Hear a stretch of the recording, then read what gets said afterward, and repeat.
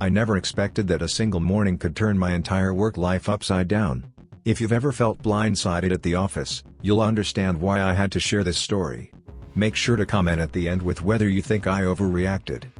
I work at a mid-sized marketing agency in Chicago, handling campaigns for big clients. My team consists of 3 main people: me, Sam, my ambitious coworker who seems friendly but always has an angle, and Jordan, our team lead, who prides himself on fairness but is notoriously secretive.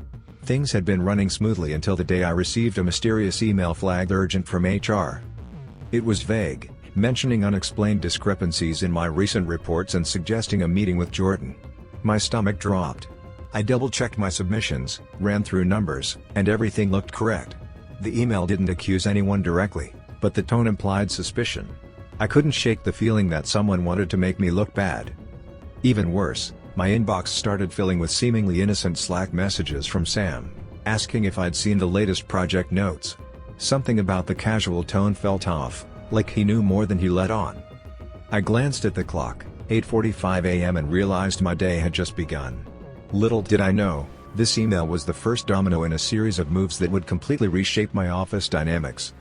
Who would benefit from making me look incompetent, and how far would they go? By mid-morning, the office atmosphere felt like a pressure cooker. Every Slack ping, every whispered conversation in the break room made me second-guess myself. I tried to focus on the Henderson campaign, but my mind kept circling back to that vague HR email.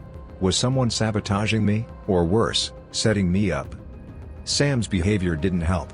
He hovered near my desk under the guise of collaborating while subtly pointing out minor errors in my spreadsheets. Nothing major, but enough to make me doubt my own work. Meanwhile, Jordan remained calm, almost unreadable, as if he knew more than he was letting on.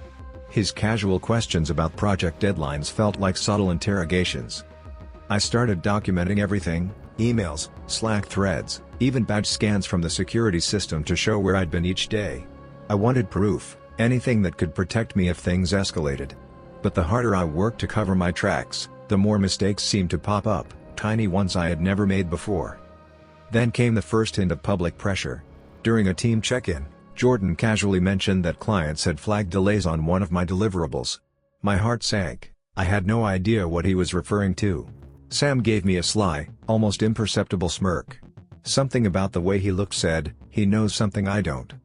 As I left the meeting, my phone buzzed. Another Slack message from an unknown account simply read, "Not everything is as it seems. Watch your back." I froze, wondering who could possibly be watching me, and what they might do next. By lunchtime, I felt like I was walking a tightrope. Every decision seemed scrutinized, every email I sent analyzed for hidden mistakes. Even routine tasks felt like ticking time bombs. I started noticing patterns. Reports Sam checked over somehow ended up slightly altered, and Jordan's approving nods sometimes came with pointed questions that made me stumble. I tried to confront my anxiety logically. Maybe it was just a coincidence, I told myself. But deep down, I knew something was off. My once friendly team felt like a battlefield. Sam's smile never reached his eyes, and Jordan's calm demeanor was starting to feel more like a silent threat than leadership. Then, a new complication arose. My client, Henderson Enterprises, called with urgent concerns about missing deliverables. I knew I had submitted everything on time. I pulled up the timestamp to reports and email confirmations, but my attempts to clarify only seemed to frustrate Jordan. He implied I needed to double-check my work before sending it out next time. The phrasing made me feel as if he suspected intentional negligence. Adding to the tension, I noticed that key files on our shared server had been accessed at odd hours, sometimes even when no one was supposed to be in the office. Whoever was behind it knew exactly what they were doing. By the end of the day, I realized this wasn't just minor office friction, someone was actively undermining me. And the thought that it might be someone I trusted the most kept me awake that night, wondering which move would come next. The next morning, I discovered something that changed everything, and made the threat far more personal. The next morning, I walked into the office and immediately noticed the tension thickening. A sticky note on my monitor read, "Check the Q3 budget files." At first, I thought it was a helpful reminder, but when I opened the folder, I realized several numbers had been inexplicably altered. Revenues were understated, expenses overstated, enough to make it look like I had mismanaged the client's budget. My heart raced. This wasn't just sabotage, it was calculated. I tried to retrace my steps. Every version I had saved matched my records, so these changes had to be recent. I confronted Sam casually at the coffee machine, but he feigned ignorance. His too friendly tone grated on me, and I started to notice little inconsistencies in his explanations. Meanwhile, Jordan stopped by my desk, pretending to offer guidance while clearly evaluating my reaction. To make matters worse, HR scheduled a surprise audit meeting for later that day. They wanted a full explanation for the discrepancies in the Henderson account. I felt trapped. If I couldn't prove my innocence, my reputation, and possibly my job, was at risk. I spent the morning frantically documenting evidence, cross-checking emails, and trying to secure proof of who had touched the files. My anxiety grew with every ping of my inbox. Then, just when I thought I was starting to piece things together, I stumbled across something in Sam's Slack history that made me stop cold. What I saw made my stomach turn and suggested that the real problem went far deeper than simple office politics. I couldn't believe my eyes. Buried in Sam's Slack history was a string of messages between him and an external vendor, one that we had never officially partnered with. They were coordinating access to our shared files and discussing ways to subtly adjust client numbers. My jaw dropped. Sam wasn't just being competitive, he was actively sabotaging me. Heart pounding, I realized I had the evidence I needed, but it also meant the situation was more dangerous than I thought. If this went to HR without careful presentation, it could backfire on me. I needed a plan, and fast. I printed out every message, took screenshots, and backed up every timestamp I could find. Meanwhile, Jordan called me into his office under the guise of a quick chat about Henderson. I kept my documents hidden in my bag, unsure if he already knew something. His questions were pointed, almost surgical, testing my knowledge while observing my reactions. I stayed calm, but inside, my mind raced. The kicker? Sam showed up in Jordan's office mid-conversation, acting casual, joking about a minor error I had made last week. The timing was suspicious. I realized Jordan might not be fully aware of Sam's manipulation, or he could be playing his own game. Either way, the stakes had escalated. Comment below, have you ever caught a colleague doing something underhanded? I left the office that day knowing one thing for sure, the next move would be mine, and it had to be clever. But I didn't yet know just how far Sam had gone to cover his tracks. Over the next few days, the tension in the office became almost unbearable. Every interaction with Sam felt loaded, every glance from Jordan seemed like an evaluation. I started noticing more subtle manipulations, my calendar invites were being shifted, emails marked urgent were disappearing from my inbox, and some of my draft reports were mysteriously missing revisions I had carefully added. Whoever was behind this was meticulous, and bold. I decided to monitor access logs for the shared server. My heart sank when I discovered multiple late-night logins under Sam's credentials, accessing sensitive client files. It was almost surgical, he was covering his tracks just enough to leave plausible deniability. But one anomaly caught my eye, a login from a different IP, one not tied to any known employee. That meant someone else was involved. Meanwhile, Jordan started asking more pointed questions during team meetings. He seemed to sense something was off, but I couldn't tell if he suspected me, Sam, or both. The pressure was growing, and I felt cornered. Every minor misstep became amplified, and I couldn't afford to slip. The real kicker came when a client unexpectedly emailed me directly, questioning a change in their budget numbers that I hadn't made. My stomach sank.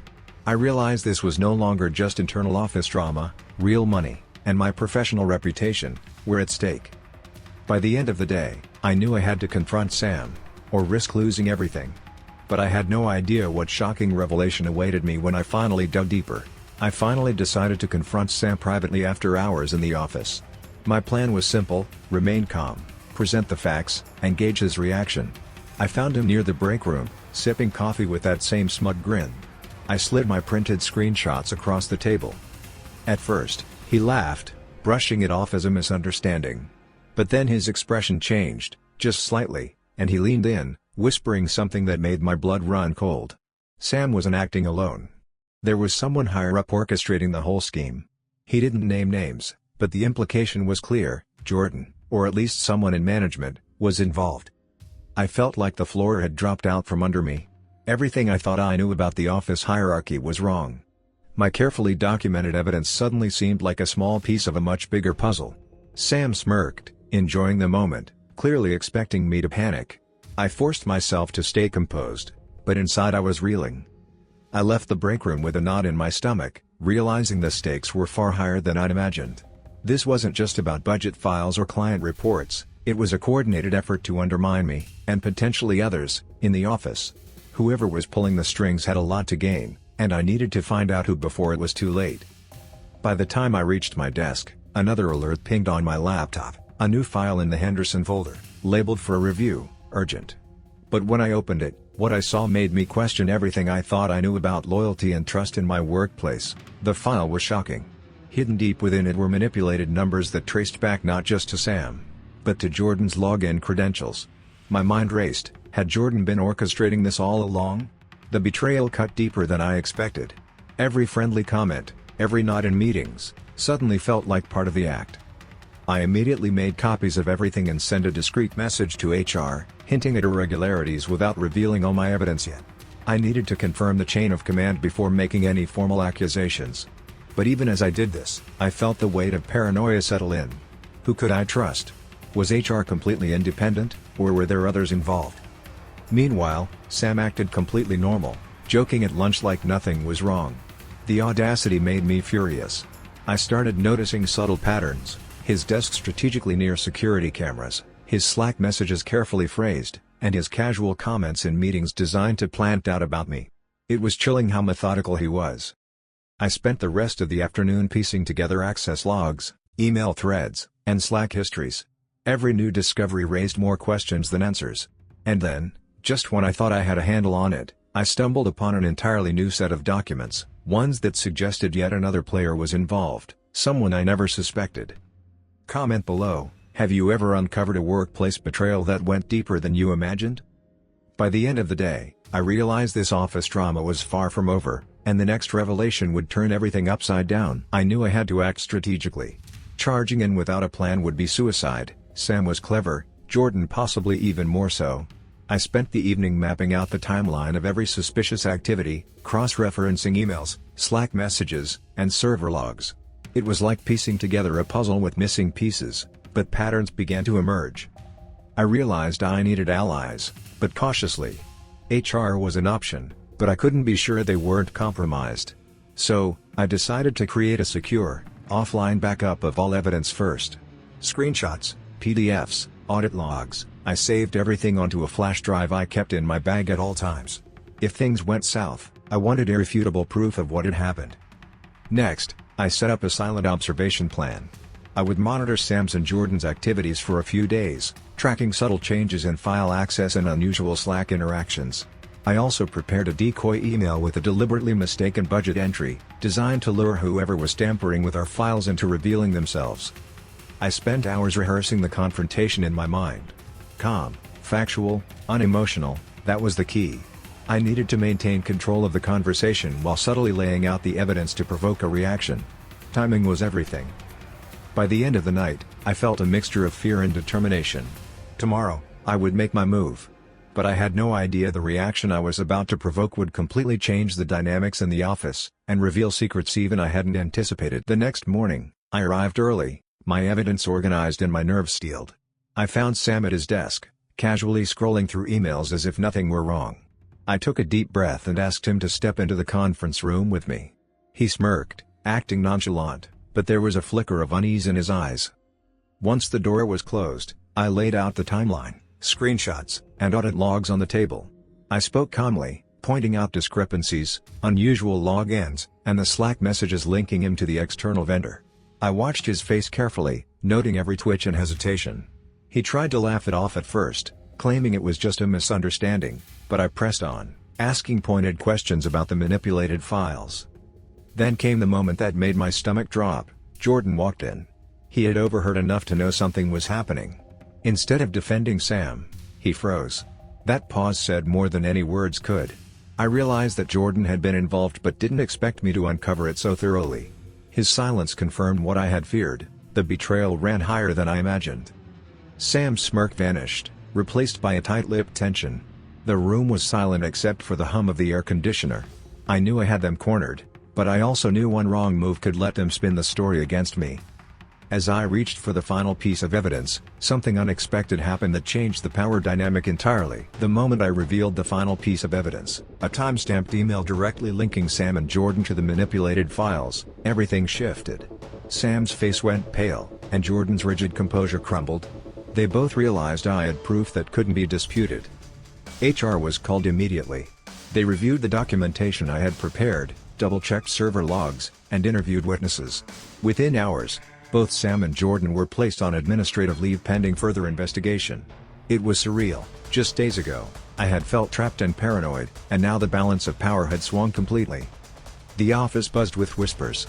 Colleagues who had been subtly observing me finally approached to offer support, expressing relief that the truth was coming to light. I felt a mix of vindication and exhaustion. The tension that had been choking the team lifted slightly, replaced by cautious optimism. Clients were notified that the discrepancies had been addressed and assured that my work had always been accurate. My credibility, which I feared was tarnished, was fully restored. The relief was immense, but I also realized that trust in this office would never be the same. Even as I cleaned up my workspace and tried to return to routine, a lingering question remained: how many others had been silently complicit, and what other schemes might have been hidden beneath the surface? The truth had come out, but the lessons about vigilance, documentation, and trust were far from over. In the aftermath, the office slowly returned to normal, but the experience left a lasting mark. I learned that even in seemingly friendly workplaces, ambition and deception can lurk beneath the surface. Vigilance and careful documentation aren't just habits, they're survival tools. I reflected on who was truly at fault. Sam's eagerness to manipulate for personal gain made him culpable, but Jordan's higher-level orchestration was an even greater betrayal. The lesson was clear: power can corrupt quietly, and sometimes those in leadership are the ones you least suspect. I also realized the importance of allies and careful observation. Even when no one seems to notice, small patterns reveal big truths. My persistence in tracking the irregularities, cross-referencing logs, and keeping calm under pressure made all the difference. Without those steps, I might have lost everything. As for the office culture, a cautious optimism emerged. Policies were tightened, monitoring systems improved, and HR became more proactive. My experience became a case study in how subtle sabotage can escalate and how transparency and accountability are essential in preventing it. Ultimately, the story had a moral: trust must be earned, diligence matters, and standing your ground with evidence can turn the tables against even the most cunning adversaries. Looking back, I wondered, could this have been avoided if I had spoken up sooner, or was it a situation destined to test my resilience from the start? Comment below: have you ever faced a workplace betrayal that taught you a similar lesson? Just when I thought the ordeal was over, a surprise email landed in my inbox late one evening. It wasn't from HR or a client, it was from a vendor we had worked with months ago. The subject line read, "You should know the full story." Inside, there were screenshots and messages that suggested Sam hadn't been acting entirely on his own. Apparently, a third party, a freelance consultant we occasionally hired, had subtly encouraged him to manipulate the files. Their motivation? To create leverage for future contracts and undermine my credibility so they could negotiate higher fees with the agency. This revelation hit me like a lightning bolt. The conspiracy was bigger than I imagined, spanning beyond the office walls. Sam had been a pawn, Jordan had been complicit, and now this external consultant added another layer of betrayal. The office drama I thought was contained was actually part of a much wider scheme. I realized that vigilance wasn't just about internal politics, even external actors could exploit trust and access. The stakes were higher than ever, but at the same time, I now had the full picture and the opportunity to decisively neutralize all threats. By the time Monday rolled around, I had drafted a final report for HR and leadership, detailing every link, from internal sabotage to external influence. It was time to close the chapter, but the next confrontation would be the most decisive yet.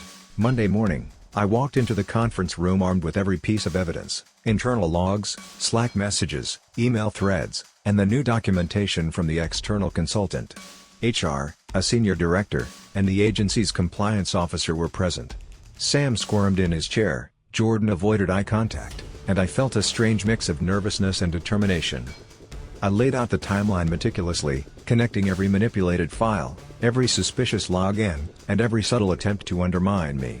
Then I revealed the external consultant's involvement, showing how their influence had escalated the internal sabotage. The room went silent. Even Sam stammered when asked to explain his role. Jordan tried to justify himself, claiming ignorance of the consultant's actions, but the evidence made it impossible to deny. By the end of the meeting, HR made immediate decisions, Sam and Jordan were terminated, and the agency initiated a review of all vendor contracts to prevent external manipulation in the future. I was commended for my thoroughness, vigilance, and professionalism. It was a victory, but more importantly, a warning to the entire office about accountability and trust. The relief was overwhelming, but the lessons were indelible. Vigilance, documentation, and strategic thinking had not only saved my career but also protected the agency and clients from further damage. Even as the dust settled, I couldn't help but think about the subtle ways ambition and deceit can spread, and how quickly the people you trust can become the ones you must guard against.